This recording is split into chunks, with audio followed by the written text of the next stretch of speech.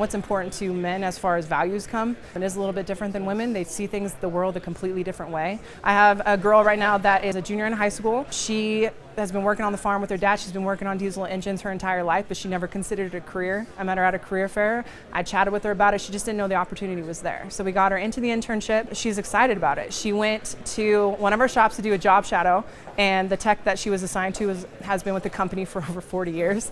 And they were kind of nervous. They're like, why did you put her with him? And they thought that he would be a little rough around the edges, but he asked her, hey, do you want to get under the hood? And she was eager. She was ready to go. She was excited. And that was something that he was surprised to see, because he doesn't see very many females.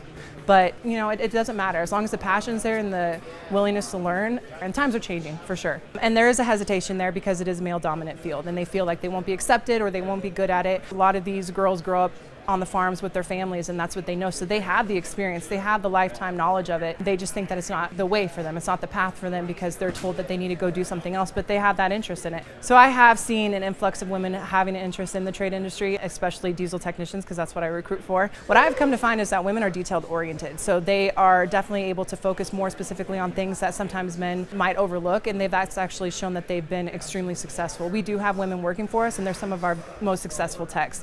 They have other companies who come and try to recruit them away from us all the time because they are so essential to us and they're a high demand. So just because you might be the abnormal fit to the puzzle, it doesn't mean that they're not essential. I would say too that once more women start to come into it, more are going to see, oh, I can do that.